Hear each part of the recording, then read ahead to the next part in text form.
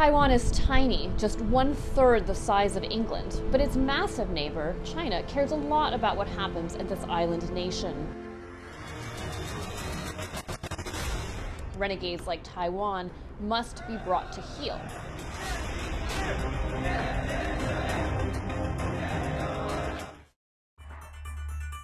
China has long regarded Taiwan as a breakaway province, and as of late, it's all about saber rattling. In October alone, China buzzed Taiwan with a record number of warplanes. That, in turn, amped up fears that China would make good on its vow, one that it's made very clear before in the past, to, quote, reunify with the islands and to use force if necessary. But all of this is much more about politics and posturing than it is perhaps about physical conflict. Chinese leader Xi Jinping is setting the stage to stay in power for an unprecedented length of time after having scrapped term limits a few years back. He's already gotten rid of political opponents under the guise of an anti-corruption campaign. And he's also encouraged nationalist sentiments. Taiwan is yet another way to galvanize patriotic fervor at home. It's also a way for him to distract from issues like the economy, very much rocky now and still suffering from the impacts of the coronavirus pandemic. Beijing has made very clear that it brooks no dissent. Renegades like Taiwan must be brought to heel. Issues like this threaten the legitimacy of the ruling Chinese Communist Party. Hong Kong is one very recent example. Invading Taiwan, however, would be, of course, a very significant escalation, a proxy for battle between China and the West. For China, getting into a situation like this, Beijing would have to know that, in fact, victory was guaranteed. Prolonged conflict, or worse, failure, could mean the end of Xi's political ambitions. It would be horribly embarrassing for him at home and on the world stage. Taiwan today is a lively democracy of some 23.5 million people. It operates like any other independent country with its own government, elections, foreign policy, military, currency. It also has a thriving foodie scene and a world-beating whiskey industry. Taiwan only has formal relations with 14 out of 193 UN member states, as well as the Holy See.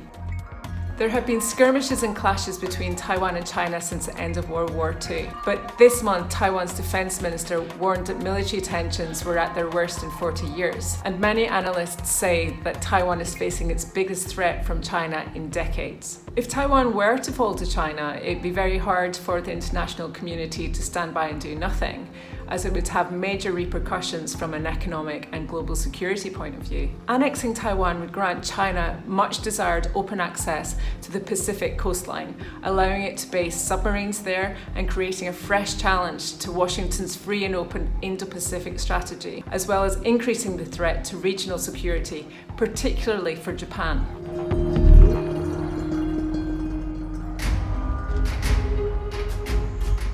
The Biden administration has repeatedly offered rock-solid support to Taiwan and has urged Beijing to cease its military, economic and diplomatic pressure on the island. The US regularly conducts freedom of navigation operations in the strategic Taiwan Strait, and it's also Taiwan's biggest arms supplier.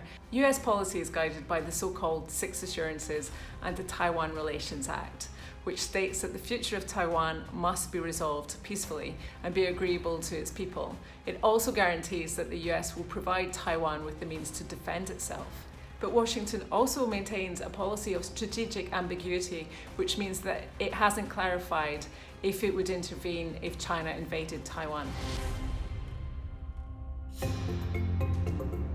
Taiwan is just one of many flashpoints flaring up between the US and China, the world's two largest economies at loggerheads over an array of issues.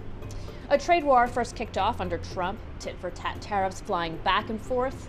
A truce was eventually reached, but tensions remain. Washington is concerned about Beijing's intellectual property theft, a claim that China has long denied.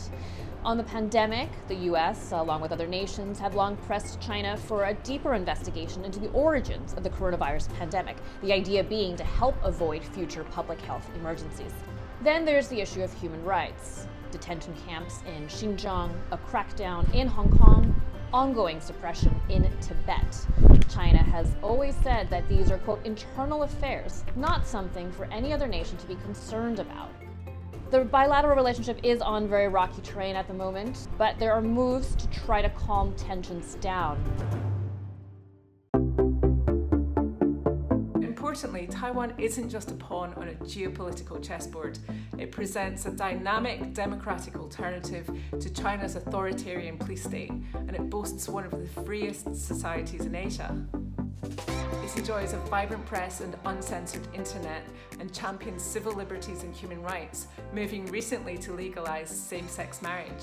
Taiwan's President Tsai Ing-wen has stressed that its democratic way of life is non-negotiable and that Taiwan will not bow to Chinese demands to unify. An August poll showed that 90% of people identify as Taiwanese.